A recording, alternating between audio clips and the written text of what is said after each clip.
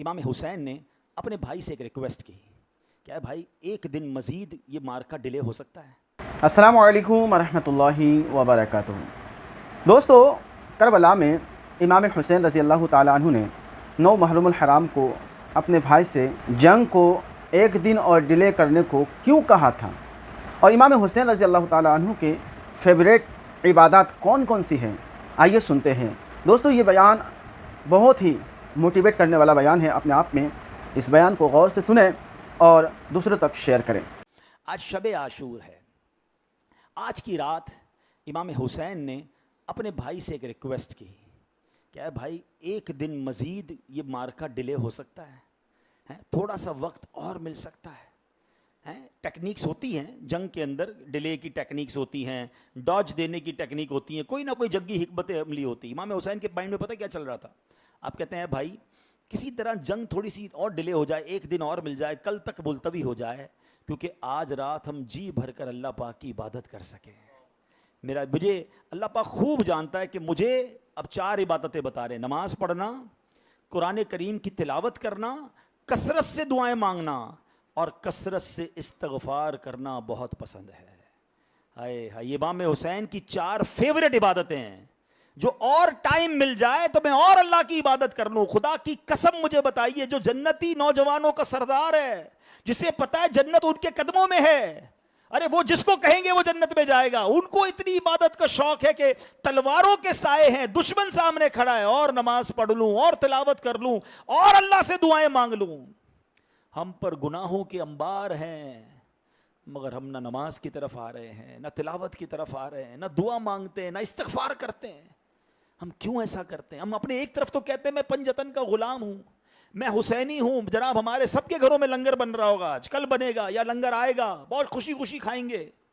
مگر بتاؤ نا، کیا یہ صرف عاشور قدر اسی لیے ہے کہ ہم بیان سنیں، ہم بنکبت سنیں، ہم جناب لنگر کھائیں؟ سب باتیں اچھی ہیں، خدا نہ خواستہ میں ڈسکریج نہیں کر رہا، مگر حسینی طریقے پر کب آئیں گے؟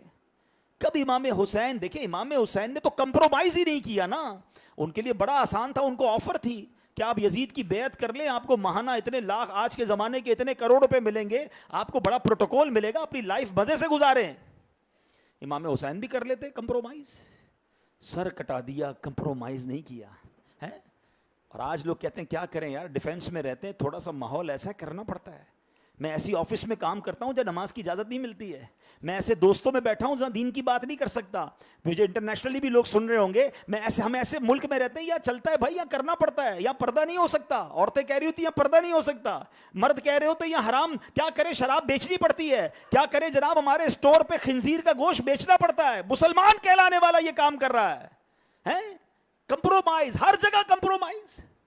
کیا کریں یار، علاقہ ایسا ہے، محلہ ایسا ہے، دوست ایسے ہیں، گیدرنگ ایسی ہے۔ اچھا پھر کیا ہوا؟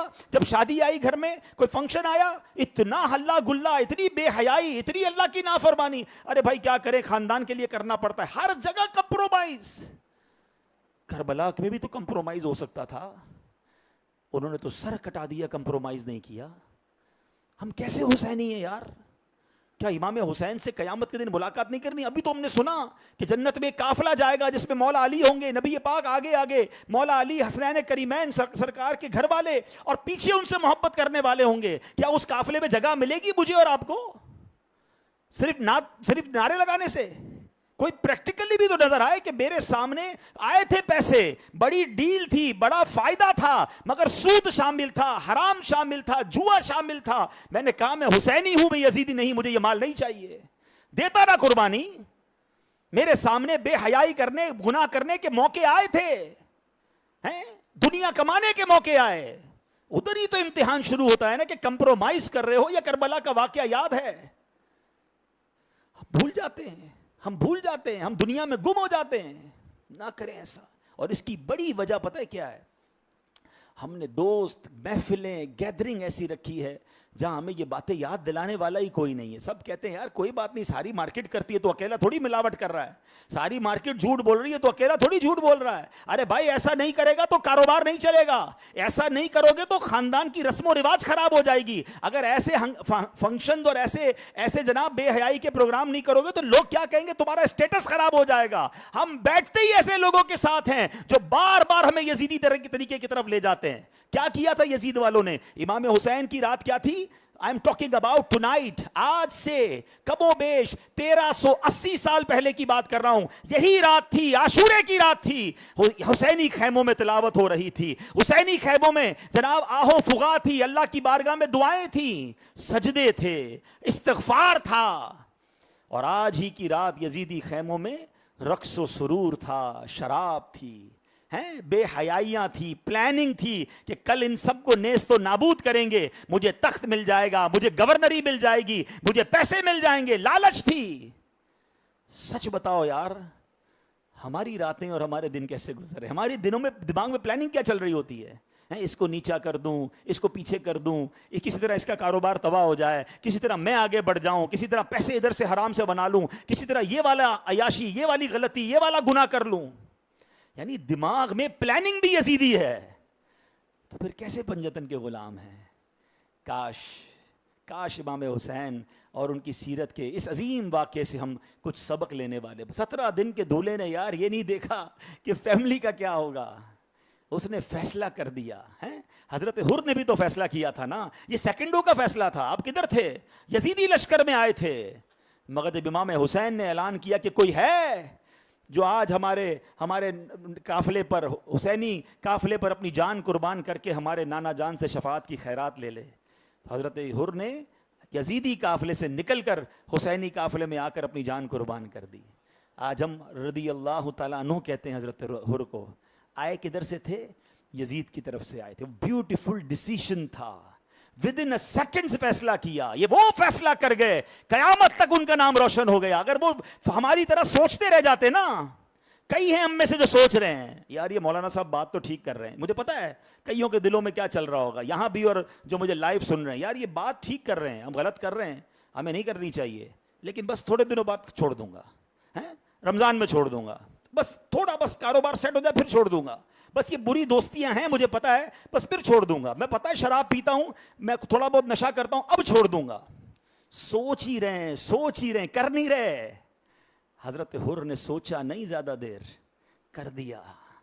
جو کر لیتے ہیں نا پھر دیکھو کیا کمال ہوتا ہے. اصل میں پتہ ہے سوچ کیوں رہے, میں آپ کو اس کی وجہ بھی بتا دیتا ہوں. جو یہ سوچ رہے نا تذبذب میں, اللہ کی طرف بڑھوں یا رک جاؤں, ابھی بعد میں, ابھی تھوڑے دنوں بعد, کئی لوگ اسی سوچ میں چلے گئے قبر میں. یہ شیطان ہے جو آپ کو کرنے نہیں دے رہا, کیونکہ اس کو پتا ہے آپ نے توبہ کر لی, آپ تو اللہ کے قریب چلے جاؤ گے. اور توبہ کا فائدہ پتہ کیا ہے؟ اللہ اکبر, انعام سنو. اللہ کے حبیب علیہ الصلوۃ والسلام فرماتے ہیں التائب من الذنب کمن لا ذنب له, گناہوں سے توبہ کرنے والا ایسا ہے جیسا اس نے گناہ کیا ہی نہیں ہے. آپ کے تو گناہ زیرو ہو جائیں گے. شیطان کب یہ چاہے گا کہ آپ زیرو اپنا نامہ اعمال دوبارہ سے شروع کرو؟ وہ کہے گا نہیں بھائی یہ صحیح کہہ رہا ہے مولوی صاحب, لیکن خود 50 سال کا ہو گیا ہے, ابھی تو میں جوان ہوں, ابھی تو مجھے مزے کرنے دو, پھر میں بھی توبہ کر لوں گا. شیطان کسی جوان کو یہ یاد دلا رہا ہوگا, کسی جناب بندے کو یہ یاد دلا رہا ہوگا کہ ابھی کاروبار سیٹ کرنا ہے, ابھی فیملی. ہم میں سے کسی کو نہیں پتا کہ کل تک ہم زندہ رہیں گے کہ نہیں. شیطان کی بات ماننی ہے یا رحمان کی بات ماننی ہے؟ حسینی طریقے پہ چلنا ہے یا یزیدی طریقے پہ؟ Your decision.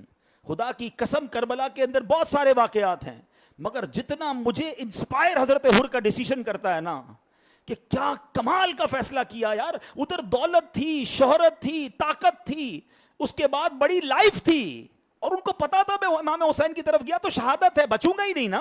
72 کے سامنے 22,000 میں کیا لڑائی ہونی ہے, مرنا ہی ہے. مگر ادھر جنت تھی, اللہ کی رضا تھی, دائمی زندگی ہے. آج ہمارے دلوں میں زندہ ہے حضرت حر. تو کاش یہ بات سمجھ آ جائے کہ قتل حسین اصل میں مرگ یزید ہے. اسلام زندہ ہوتا ہے ہر کربلا کے بعد. ہم سب کے دل و دماغ میں کربلا چل رہی ہے, ہم سب کے دل و دماغ میں مقابلہ چل رہا ہے. اللہ کی طرف جانا ہے یہ نہیں جانا ہے, شیطان کی طرف جانا ہے ابھی نہیں, بعد میں جانا ہے. یہ تذبذب میں زندگی گزر رہی ہے. کچھ ہمت کر جاتے ہیں. میں آخری بات کہہ دیتا ہوں, اور یہ وعدہ کر کے جا رہا ہوں آج کی رات، اللہ کی رحمت کے بھروسے میں یہ وعدہ کر کے جا رہا ہوں، کیونکہ روایتوں میں یہ مضمون بھی موجود ہے کہ آج آپ ہمت کر لیجئے، آپ ڈیسیژن لے لیجئے، آپ اللہ کی طرف قدم اٹھا لیجئے۔ آپ ایک قدم اٹھائیں گے، اللہ کی رحمت 10 قدم بڑھ کر آپ کی طرف آئے گی۔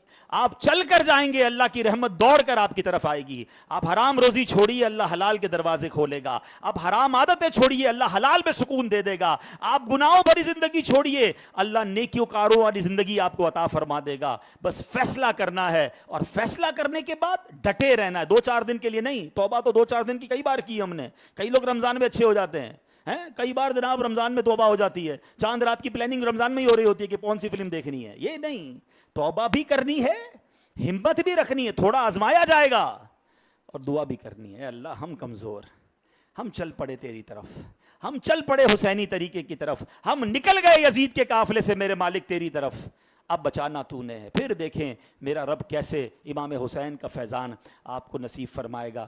تو دوستو، آپ نے بیان کو سنا، بیان کیسا لگا کمنٹ کر کے ضرور بتائیے گا۔ یہ بیان مجھے تو بہت ہی موٹیویٹ کرنے والا بیان لگا۔ اسے اگر دھیان سے سنا جائے، غور کیا جائے اور اس پر عمل کیا جائے تو آپ کی لائف میں چینجنگ آئے گی انشاءاللہ تعالی۔ دوستو، ملتے ہیں کسی اور ویڈیو میں، تب تک اپنا خیال رکھیں۔ خدا حافظ، السلام علیکم ورحمۃ اللہ۔